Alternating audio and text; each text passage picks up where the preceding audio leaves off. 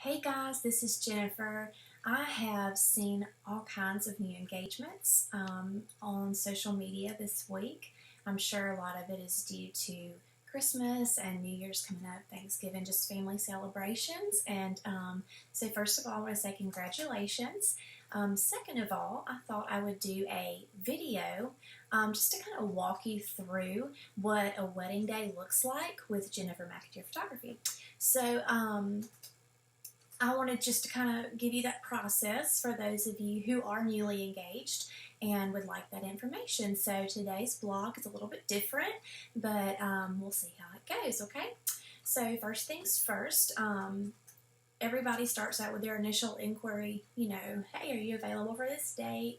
And assuming, I'm going to send you all the information, what I offer, wedding collections, and then once you get together with your family and your fiance and decide if we are the right choice for your wedding day, then I will send over the contract and retainer information. And once those are on file, then that date is yours. It's off the calendar. Nobody else can have it. Once we get that on file and taken care of, we will schedule your engagement session. Depending on the collection that you choose, it would either be a full engagement session, which is either an hour to an hour and a half, up to like 2 locations, or a mini engagement session, which is a 30-minute session in 1 location. And we would schedule your engagement session. We would do your engagement session. I will edit your engagement session, and then we will schedule a follow-up meeting for your engagement session. Basically what that's for is so that you can order your engagement images. In the wedding collections, the engagement session itself is included. The products you would order in your viewing session separately. And the reason I do that is because I have found that a lot of my brides and grooms, they get a flash drive and they don't know what to do with it. It ends up in a drawer, and then they kind of forget about it, forget to print stuff, and so what I like to do is walk you through what I offer. Let's get some beautiful art up on your walls. Let's get some stuff out there for your friends and family to view and to love. And I really want to help you create a family heirloom, really, essentially, because as you go through life and your siblings have kids and as you have kids, you're going to pass these things down, and these memories are how your family and your future generations to come are going to remember you. So we really try to capture the different emotions and really capture you, especially in your engagement session on your wedding day, how you really are. I don't want you to wear anything that is not you. I don't want you to do anything that you're not comfortable with, because essentially what I'm trying to do is capture you. So anyway, that said, once we have your engagement session, you will get this, what to expect, and it's focusing, and it's going to walk you through just kind of step by step exactly what you can expect, from introduction to scheduling, and then to viewing your images and selecting your images. And then you can view the products, product selection, etc. And we can actually talk more in depth about that when we have our meeting. Now, once the engagement session is done and all that, there are a few wedding day, or I like to call it a wedding day checklist. I'm an organizer, and I have found that when there's order, there's less stress. And so I get a family template from you, and basically what that does is it eliminates the foot and mouth syndrome. So for instance, if we get to your wedding day and you don't want a picture with Aunt Sue, but Aunt Sue wants a photo with you and 4 other people, what I'm going to do is go down the list that you've given me and say, I'm going down the list, Aunt Sue, and at the end, time permitting, we will add any additional photos, but for now, this is what I've been given.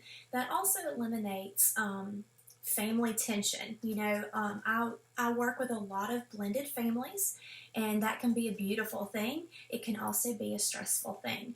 And so what that allows you to do is go through and say, I want a picture, and basically you would you would list it, tongue-tied, as like bride, mom and dad, bridegroom, mom and dad, bride, mom, bridegroom, mom. I mean, you get the idea. So you're basically listing exactly what group orders you want. That really eliminates a lot of awkwardness, because what I'm going to do once it's time for family photos is I'm going to stand up and I'm going to put on my mama pants and I'm going to say, everybody sit down, and we're going to go through this family shot list that I've been given, and assuming, and it also gives everybody, it gives you the opportunity to make this list out before the wedding day, because the last thing you want to do on your wedding day is, get through everything, through your reception, be off on your honeymoon and say, oh my gosh, I forgot a picture with grandmother, or I forgot a picture with so-and-so. This really allows you, in the non-stress of the event, to sit down and make out your family list to make sure that you have everyone listed that you want in a group shot. And then I do a vendor list, because as a professional wedding photographer, there are a lot of people that go into planning this day and to making this day happen. There's a lot of behind the scenes, and a lot of businesses, their advertising comes through word of mouth, through you giving them a good recommendation, through me giving them a good recommendation, and vice versa. So I do get a vendor list from you that would include your tuxes, your bridal gown, your bridesmaids dresses, your jewelry, your shoes, anything you can think of, your venues, your videographer, anything. So that way I can go through when I post your wedding and I can list those vendors so that they can share your wedding as well. And that helps with that. Now, as far as a schedule, like I said, I'm very organized, and I do feel like that has helped a lot in my business, because, I had one bride one time who said, I don't know if I want to be stuck to a schedule on my wedding day. And she says, I just want it to go as is. And I said, well, I understand that mentality. I said, but if you just let it go as is, what if 2 or 3 of your bridesmaids don't show up until the last minute? Or what if 2 or 3 of the groomsmen don't show up to the last minute? Or what if you don't get a family picture, one that you've been wanting for so long? What if you don't get that because we didn't have any kind of like structure or order? And really the schedule is implemented and set out to take the stress away from you.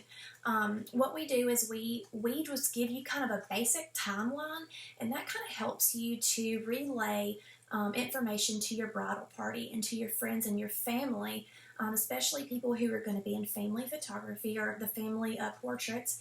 And it allows you really to make sure everybody's there when they're supposed to be, so that you don't have to make that phone call and say, where are you?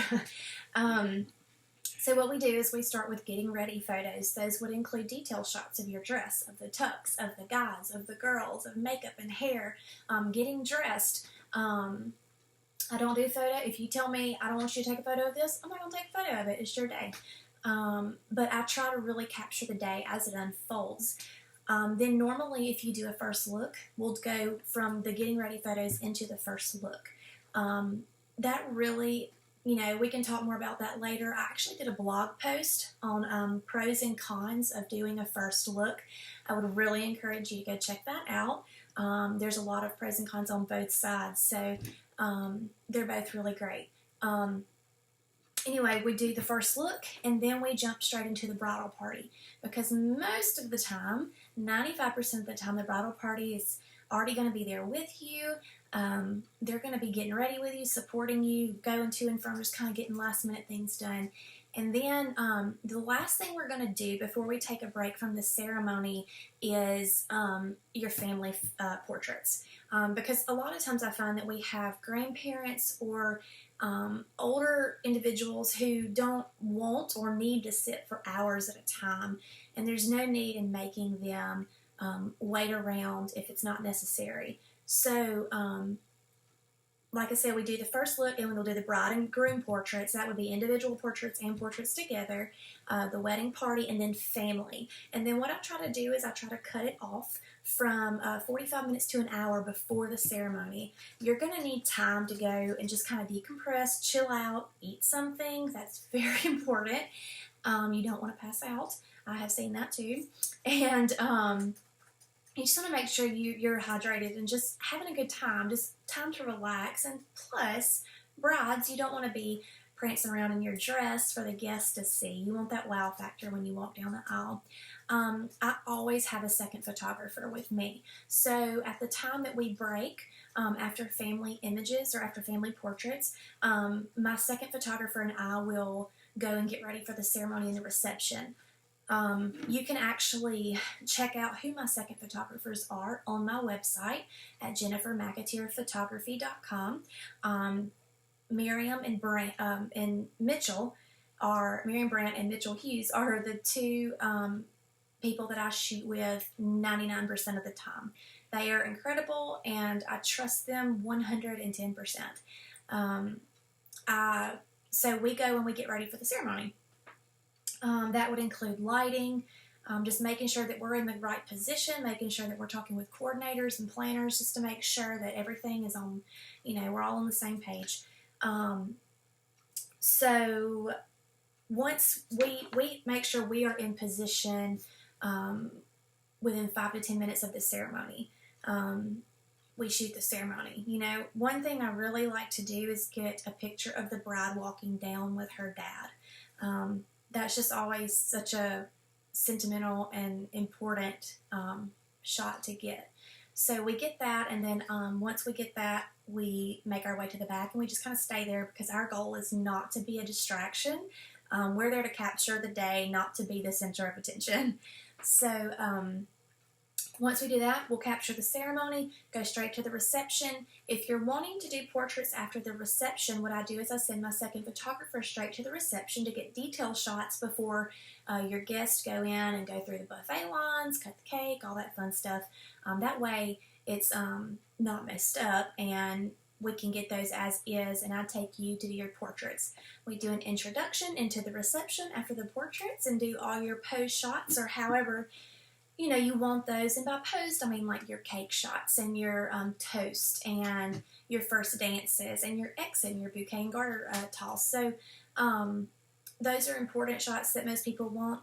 We really love to capture the emotion in the reception because people love to just express their joy, for the bride and the groom, and just to kind of congratulate them. And so you can really capture a lot of raw emotion, especially during the ceremony and the reception. And so that's part of our favorite time.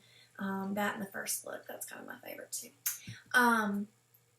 But anyway, I just kind of, I know that's a lot of information in a small amount of time, and I'm really sorry I probably talked 90 miles an hour. But I would really love to just talk with you, get a feel for what you're looking for.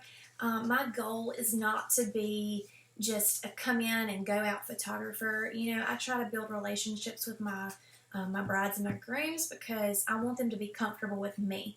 And if you're not comfortable with me and you're not comfortable with my second photographer, then we may not be for you, and that is completely okay.